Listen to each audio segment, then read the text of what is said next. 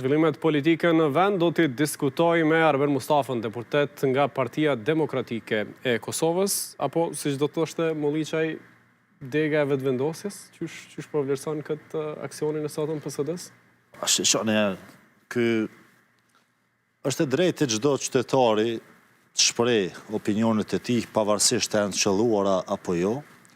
Po kur flasim për dikën që pretendon të merret me politikë, që ka parti politike, që pretendon me u marrë me opozitarizëm, vendi nuk është oborret e partive tjera opozitare.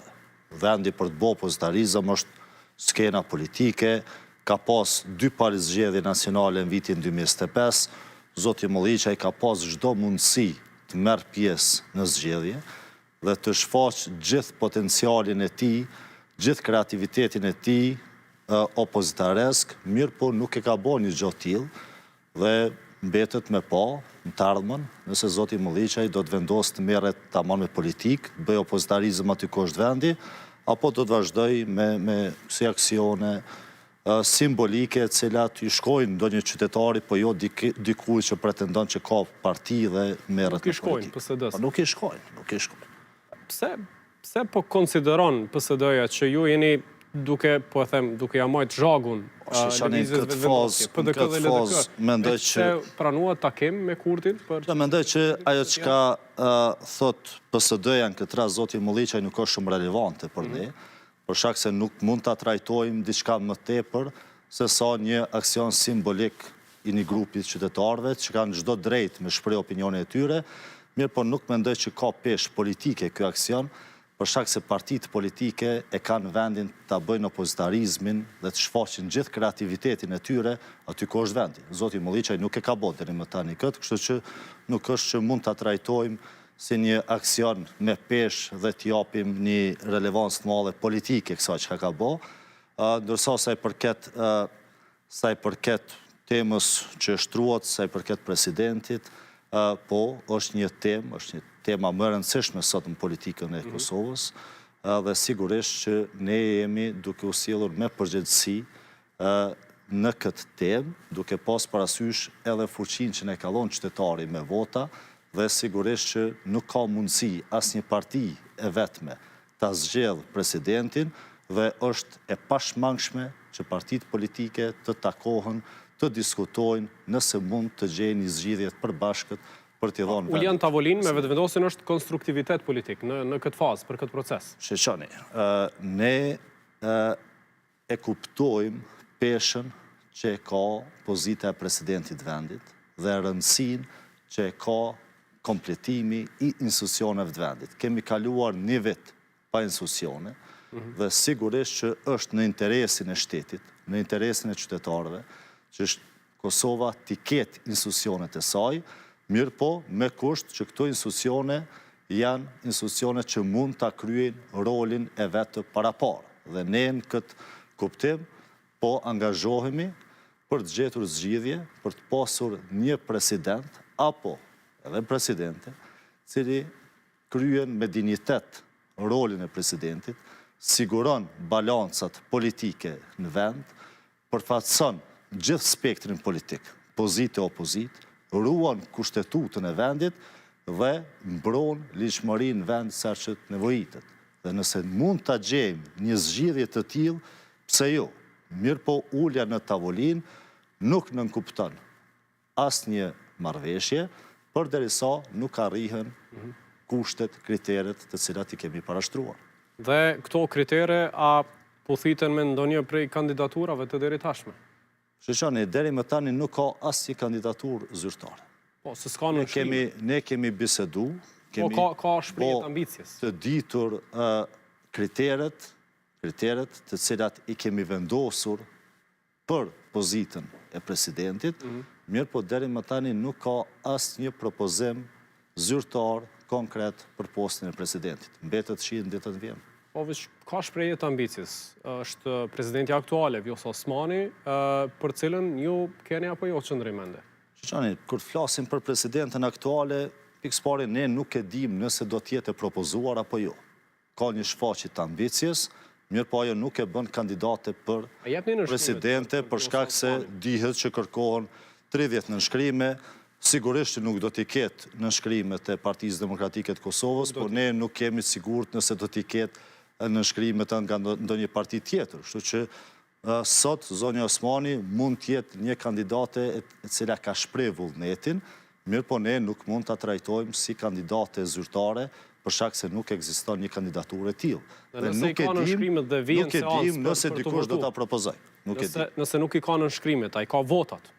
Po shqeqani, nuk mund t'a dim a i ka votat pa i pas në shkrimet. Tash nëse ju intereson pikvështrimi i PDK-s, mendoj që është i ditur, unë thash më herët, ne kërkojmë një president që i shërben gjithë spektrit politik, që i përfaqëson pozitë e opozitë, që krijon balancat e duhura dhe që nuk mon anën e qeverisë. Ne kemi sot një koncentrim të madh të pushtetit në qeveri dhe nuk na duhet një president që shërben si i deleguar apo e deleguar e kryeministrit aktual. Nëse shohim si është sjellur Zonja Osmani si presidente, nuk mund të themi që i plotson këto kritere. Zonja Osmani ka qenë shumë e anshme, ka qenë e anshme në momente shumë të rëndësishme për vendin, por nëse i marrim hiç më larg se sa zgjedhjet e fundit parlamentare. Ka qenë në diskrecionin e presidentes Osmani, edhe mandatimi i zotit Konjufca, pa i pasur në shkrimet që ta bindë Zonjën Osmani, presidentën,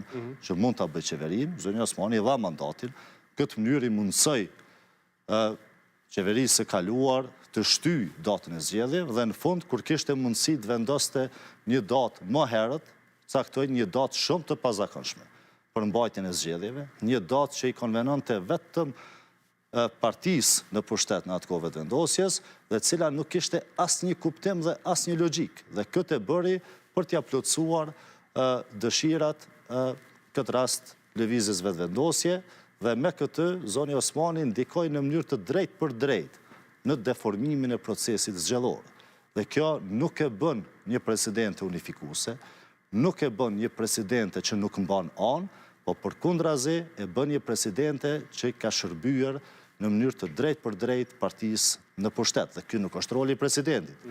Në këtë pikë ne themi në mënyrë shumë të qartë se Zonja Osmani nuk i plotëson kriteret tona për një president të pa-anshëm, unifikues, i cila i shërben mirëmbajtjes së balancave politike në vend. Kjo njësia matëse për rolin e presidentit, a përfshin diçka edhe nga politika e jashtme, aktiviteti diplomatik edhe përfaqësimi i Kosovës në arenën ndërkombëtare? Siqane, ne nuk kemi një tabel të atill të matjes së performancës në mënyrë teknike. Për ne është me rëndësi që presidenti t'i përfaqësoj gjithë spektrin politik dhe të mos mbaj anë për shkak se nuk është detyrë e presidentit të mbaj anë nga një parti apo nga një parti tjetër. Këtë nuk e ka bë Zonja Osmani. Këtë nuk e ka bë, sidoqoftë, kjo është opinioni jonë rreth kësaj çështje, po siç e thash fillim, po diskutohet shumë për Zonjën Osmani, por ne në fakt edhe nuk e dim a do të jetë kandidate apo jo, për shkak se nuk kemi asnjë indikacion që ndonjë nga partit do të propozoj Zonjën Osmani për president. Dhe u fol shumë, sidomos për familjen Jashari, derisa doli një prej antarëve që e mohoi se do të jetë kandidat dhe tregoi që s'ka ambicie fare politike. A është ende në tavolinë si opsion, duke pas parasysh edhe kryediplomatin, tash Gleu Konjufca, që tha se është emri që sjell një farë konsensusi automatik. Mendoj që edhe deklarata e zotit Konjufca ka qenë e gabuar, për shkak se ne si Parti Demokratike të Kosovës kemi qenë në vazhdimsi të rezervuar në këtë temë. Ne vlerësojmë shumë rolin, vlerat, sakrificën, gjithçka që ka bë familja Jashari dhe gjithçka që përfaqëson familja Jashari për lirinë dhe shtetin e Kosovës. Mirë po, nuk është korrekte që emri familjes Jashari të përfshihet në temat e politikës ditore pa lejen e tyre. Dhe nga ajo që u padje edhe me deklaratën e zotit Jashari, zotit Murat Jashari, u pa që gjithë ky diskutim që është bë për familjen Jashari nuk e ka pas aprovimin e tyre. Dhe ne si PDK në vazhdimsi jemi rezervuar në këtë temë për shkak se asnjëherë nuk kemi dashur ta shfrytëzojmë emrin familjes Jashari për qëllimet politikës ditore. Ne duhet të ruajmë statusin e familjes Jashari dhe në asnjë mënyrë mos t'i përfshijmë në temat e politikës të paktën pa aprovimin e tyre. Dhe Arsim Bajrami sot u vetë ofrua si person që tha që i plotësoi kriteret edhe morale, edhe profesionale, edhe politike.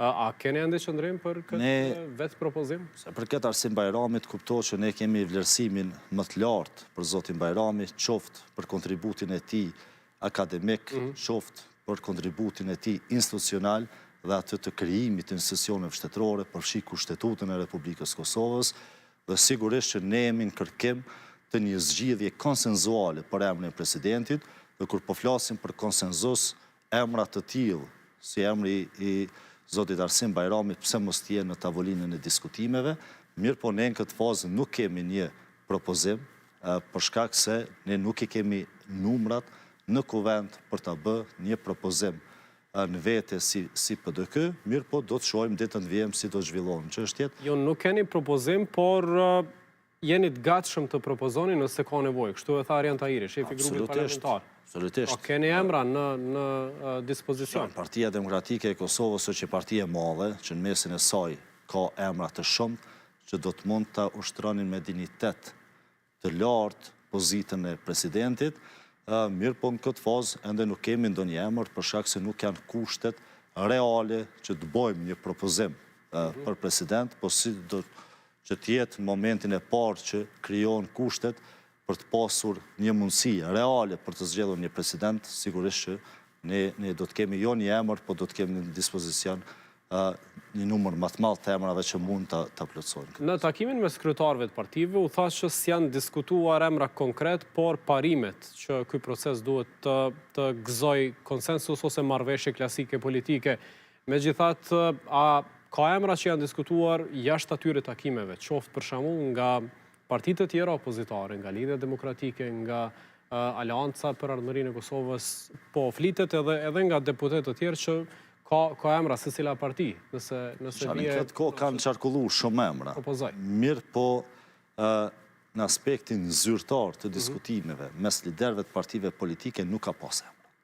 Kështu që nuk ka ndonjë emër sot që është duke u diskutu, janë diskutu parimet, janë diskutu qëndrimet e secilës parti në këtë proces, mirë po nuk është diskutu ndonjë emër, shohim ditën e vjem, nuk ka mbetë shumë ditë, sigurisht që diskutimet do duhet të konkretizoheshin, mirë po deri në këtë fazë është më tepër diskutim për sa i përket parimeve dhe qëndrimeve që i ka paraqitur secila nga partia. Për çfarë çështje është e gatshme PDK-ja të jap nënshkrimet e veta për zyrtarizim të kandidaturave? Ky është proces që duhet të shkojë para se të vijë seanca për votim të presidentit. Shikoni, ne nuk do t'japim as nënshkrimet, as votën, as prezencën në kuvend nëse nuk jemi të bindur që kandidati apo kandidatja e propozuar i plotëson kriteret të cilat i kemi paraqitur. Ne nuk jemi për të zgjedhur një president vetëm për hir të zgjedhjes së presidentit. Ose do të zgjedhim një president që i përfaqëson gjithë spektrin politik, ose nuk do të improvizojmë vetëm sa për të zgjedhur. Dhe për këtë arsye, nuk është çështja vetëm të nënshkrimet, kur t'japim në nënshkrimet, mund t'a japim edhe votën, mirë po, ne nuk do t'japim as nënshkrim, as vot, as prezencë kuvend, nëse nuk jemi të bindur që kandidati i propozuar i plotëson kriteret që kemi paraqitur. Dhe vota, përkundër potencialisht se mund të plotësohen këto kritere, a kushtohet me çështjet e tjera, marrëveshje klasike politike, siç u quajt, mund të jetë përfshirja në qeveri, çështje të tjera që kanë të bëjnë me pushtet, me ndërmarrje publike, me konkurse, me nisma ligjore në kuvend, me marrëveshje ndërkombëtare, a ka edhe matematika të tilla? Shikoni, tash diskutimi është duke u bë për president. Qeveria është e zgjedhur dhe ne nuk e trajtojmë siç është të hapur. Qeveria është e zgjedhur. Tani diskutimi është specifikisht për postën e presidentit të vendit. Nuk ka diskutime tjera. Dhe mund të shkohet në zgjedhje nëse nuk ka marrëveshje, a jeni të gatshëm që ti nënshtroni një gare zgjedhore? Shikoni, zgjedhjet janë opsion legjitim. dhe gjithmonë janë mundësi për zgjidhjen e situatave kur ka kriza politike, duke pas parasysh blokadën e gjatë institucionale dhe nevojën e madhe që vendi ka për institucione funksionale, të cilat do duhet i adresonin sfidat e vendit, ne nuk i shohim zgjedhjet si zgjidhje primare. Mirë po, as nuk i përjashtojmë si mundësi nëse nuk do të mund të arrijmë deri te një zgjidhje duhur për presidentin. Thash edhe më herët, nuk do të votojmë për president vetëm për hir të zgjedhjes së presidentit. Dhe nëse nuk arrijmë një marrëveshje konsenzuale për president, sigurisht që opsioni tjetër mbeten zgjedhjet. Ne si Parti Demokratike e Kosovës jemi plotësisht gatshëm për zgjedhje. Ne jemi parti organizuar me struktura në banë vendit dhe sigurisht që jemi gatshëm për zgjedhje në cilën do kohë. Mirë po, tani për tani synimi është të japim rast konsenzusit politik, por nëse nuk arrihet ajo, sigurisht që jemi të gatshëm. Për shembull, Enver Dugolli nga vetëvendosja po thotë që s'kemi motiv të shkojmë zgjedhje sepse kemi përfunduar zgjedhjet me 51.1% dhe është në dorë të opozitës tash që vendos nëse shkohet apo jo në zgjedhje. A është ky lloj diskursi që e kurthon para shumë? Përgjegjësia për t'i dhënë vendit institucione i takon partisë më të madhe që ka dalë nga këto zgjedhje. Kështu që tani pritet sjellje e përgjithshme në raport me shtetin e partisë që ka marrë numrin më të madh të votave nga zgjedhjet e kaluara. Dhe partia më e madhe, këtë rast vetëvendosja, duhet të tregoj seriozitet dhe të tregoj a ka vullnet të jap vendit institucionet dhe të filloj punën për cilën e ka marrë besimin e qytetarëve, apo don të merret me lojra politike të cilat nuk janë në interesin e qytetarëve. Ne, si Parti Demokratike e Kosovës, ne kemi 22 deputet. Ne edhe po të dojmë me çu vendin zgjedhje nuk mund ta çojmë. Dhe kjo mbetet te partia më e madhe. Partia e cila i ka fituar zgjedhjet, partia e cila ka numrin më të madh të deputetëve në kuvend, ata duhet të tregojnë a kanë të sinqert dëshirën për me qeverisë, apo dëshirojnë të merren me lojra politike dhe ta testojnë.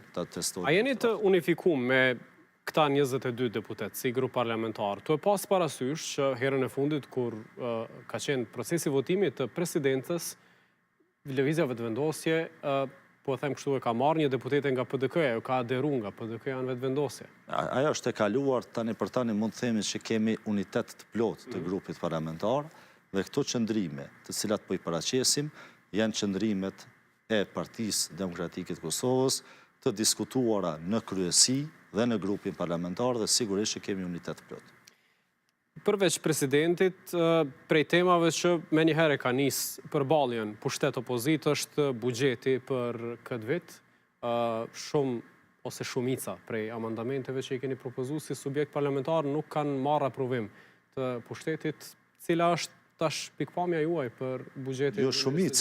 Jo shumica, po të gjitha amandamentet të cilat i kemi propozuar. Plot 32 amandamente, 32 amandamente të cilat i kemi propozuar si Parti Demokratike e Kosovës janë refuzuar. Nëse shohim çka ka ndodhur në mandatin e kaluar të kësaj qeverie, shohim që ne në tërësi kemi propozuar 350 amandamente dhe gjitha nga këto janë refuzuar. Dhe kjo në tërësi në vitet e kaluara dhe gjithmonë janë refuzuar. Dhe kjo flet për arogancë, po flet edhe për papërgjegjësi. Për shkak se amandamentet që vijnë nga partitë opozitare nuk janë amandamente për të shërbyer partive, janë amandamente për të shërbyer kategorive të ndryshme të qytetarëve. Ato adresojnë zgjidhjen e problemeve në fusha të ndryshme. Dhe nëse vjen një propozim i mirë nga një deputet i një partie opozitare, fundit, ai propozim është për ndërtimin e një rruge, apo një shkolle, apo ndërmarrjen e një mase e cila përmirëson pozitën e punëtorëve dhe nuk ka të bëjë me partinë.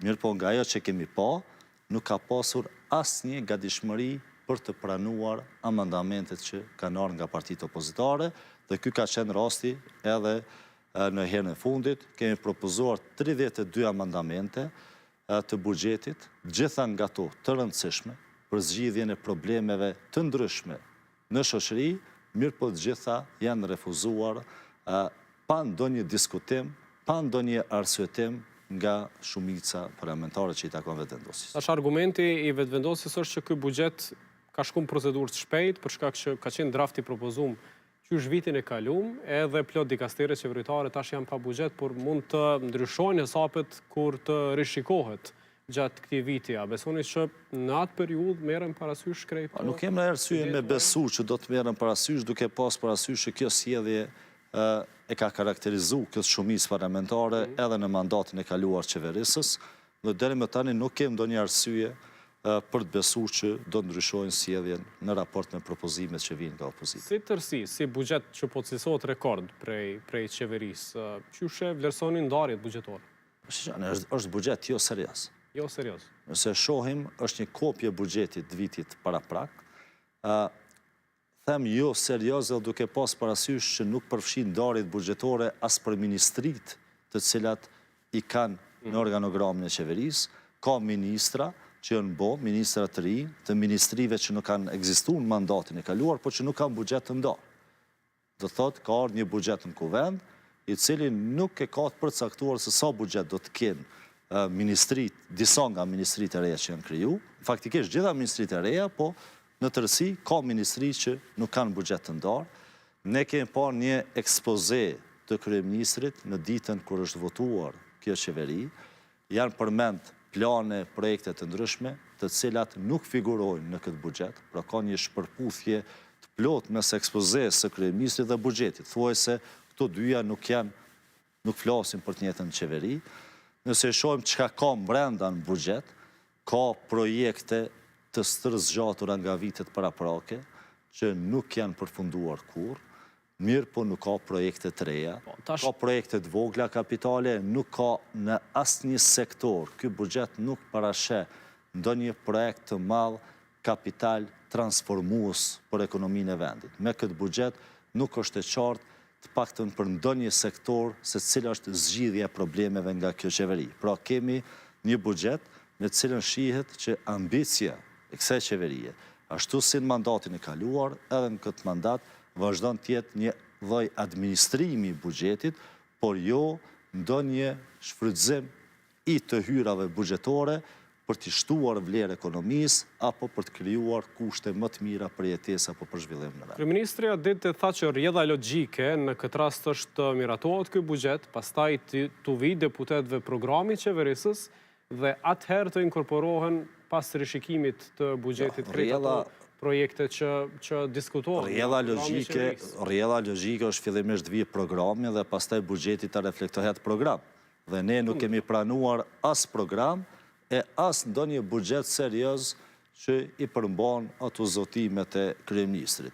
Tani këta kanë dhënë një lloj zotimi se do ta sjellin shpejti për rishikim. Mirë, po është një deklaratë politike. Është një deklaratë politike që ne nuk e dim se kur do ndodhë dhe në çfarë forme do ndodhë. Po ajo çka mund themi është që Kuvendi i Kosovës me shumicë votave, pra me shumicën e votave që i takojnë partisë së parë, ka miratuar një buxhet i cili nuk paraqet asnjë shpresë se do të ndryshojë sjellja e kësaj qeverie në raport me përdorimin e parës publike. Spresni zhvillim ekonomik. Po nuk kem, nëse shohim përbërjen e qeverisë është shumë e ngjashme me herën e kaluar.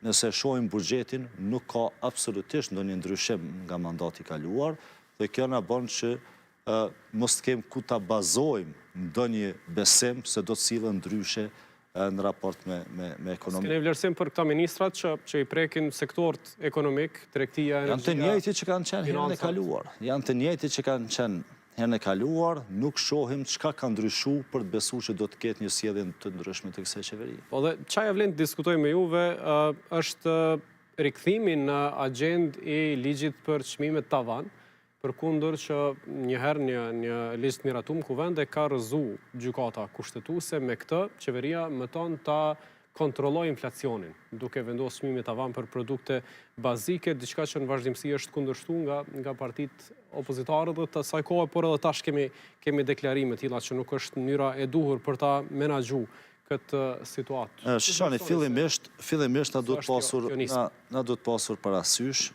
që në 4 vitet e fundit, niveli i çmimeve në Kosovë është rritur shumë. Ka produkte bazike që çmimet e cilave janë rritë me 50 me 60%. Ne duhet ta bëjmë qartë që ligji për cilin po flet kryeministri nuk synon uljen e këtyre çmimeve.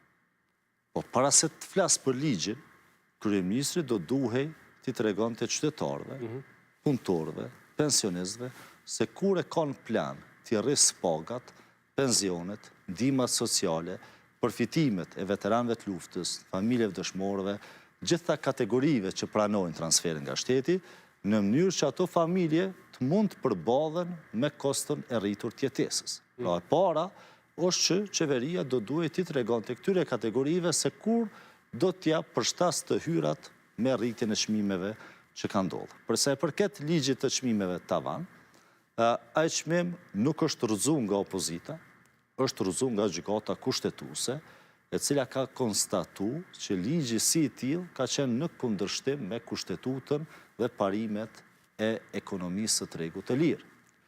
Tani mbetet shihet çfarë ligji do të sjellin në kuvend dhe çka synojnë me atë ligj. Për shkak se, nëse shohim çka ndodh në vende tjera, inflacioni është problem makroekonomik. Dhe qeverit, bankat qendrore i qasen me politika të ndryshme monetare, me politika ekonomike, për ta frenuar inflacionin, apo për t'i përshtatur aftësinë e pagesës së familjeve në mënyrë që ta ruajnë standardin e jetesës. Ligji si ligj mund t'jetë efektiv në parandalimin e rritjes së çmimit të ndonjë produkti, por nuk është mënyrë ligji, nuk është ligji instrument për ta luftuar inflacionin, për shkak se sikur të ishte kështu, inflacioni nuk do të ishte problem. Nuk do të ekzistonte si problem. Për shkak se në çdo vend, në momentin që do të fillonin çmimet me u rrit, qeveria do të aprovonte një ligj me cilën do ta ndalonte rritjen. Pra, diskutimi për ligjin e çmimeve tavan, më tepër ka qenë një justifikim i kësaj qeverie për dështimin total që t'i mbështes familjet kosovare në kohën kur janë rritë çmimet, ndërsa ligji si ligj nuk mund të themi që është instrumenti për ta ndalë inflacionin. Mund të ketë efekt në raste të ndryshme, në raste të kufizuara, do të shohim çfarë ligji do të sjellin në kuvend. Ne në çdo rast do të mbështesim iniciativat që janë në të mirën e qytetarëve, por nuk do të mbështesim qeverinë në rastet kur synon të kamufloj dështimet e veta. Kështu që mbetet shohin çka do të sjellin, po kur jemi te çmimet, do të pasur parasysh nëse aludohet në abuzim të pozitës së tregtarëve, së bizneseve në treg, atëherë do duhej të shohim se çka mendon autoriteti i konkurrencës për këto probleme. Vetëvendosja ka pas shumicën në kuvend, i ka dërguar anëtarët e bordit në Agjencionin e Konkurrencës, por ne asnjëherë nuk kemi dëgjuar që Agjencioni i Konkurrencës ka nxjerrë ndonjë raport me cilin ka konstatuar që ka abuzim të fuqisë në treg dhe që ka marrë masa në raste të tilla. Dhe para se të flasim për abuzim, politikanët do duhet i dëgjonin agjencionet e pavarura. Kjo parti që ka qenë në pushtet deri më tani ka pas çdo fuqi të mundshme ta funksionalizoj, ta fuqizoj Agjencioni i Konkurrencës, por nuk e kemi dëgjuar asnjëherë. Dhe është e rrezikshme kur politikanët flasin se sa po fitojnë bizneset private. Nuk është kjo temë për politikanë. Kjo është temë për agjencione profesionale të pavarura të cilat duhet ta kryejnë punën. Inflacioni ka qenë në janar 5.8, pra mas shumëti në të paktën 2 vjetët e fundit si shifër, norm vjetore e inflacionit. Qysh frenohet, qysh kontrollohet nëse jo? Shoni, ne jemi duke kalu në për një valë të re inflacioni, e cila ka fillu dikun ka mesi i vitit kaluar, që korespondon edhe me periudhën kur kjo qeveri, zbashku me autoritetin e konkurrencës, ndërmarrën masa për hedhjen e dhunshme në treg të lirë të shumë prodhuesve kosovar, dhe është fjala për tregun e energjisë, dhe qysh në atë kohë ne kemi paralajmëruar që nëse prodhuesve, bizneseve, i dyfishohet, i trefishohet fatura energjisë elektrike, në fund kjo do të përfundoj të çmimet të cilat i paguajnë konsumatorët. Dhe ajo që ka po shohim tek tani është një valë e re inflacioni në Kosovë në kohën ku në vende tjera është stabilizu inflacioni. Nëse shohim eurozonën, prej ku ne importojmë pjesën më të madhe produkteve, norma e inflacionit atje është diku 1.9%.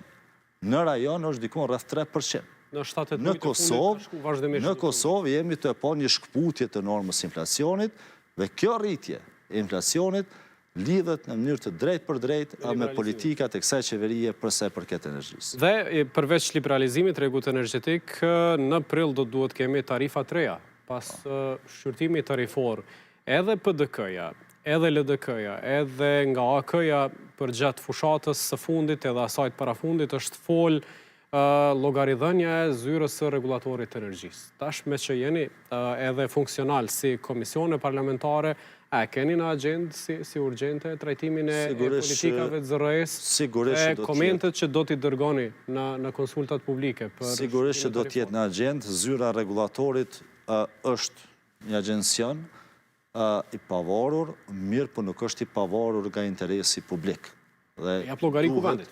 Ti shërbej interesit publik dhe do t'i duhet dhe do t'i jap llogari kuvendit dhe sigurisht që këto vendime që janë marrë vitet e fundit për shtrejtimin e energjisë elektrike, të cilat kanë dëmtuar në mas të madhe xhepin e qytetarit Kosovës, kanë rënduar në përgjithësi ekonominë e vendit, dikush duhet t'jap llogari se në bazë të çfarë parametrash, në bazë të çfarë arsyeshmërie kemi pas një rritje kaq të shpejtë të menjëhershme të çmimit të energjisë elektrike. Qartë, Mustafa, faleminderit shumë që gjete kohë të vish në Kompas. Gjithmonë kënaqësi, faleminderit.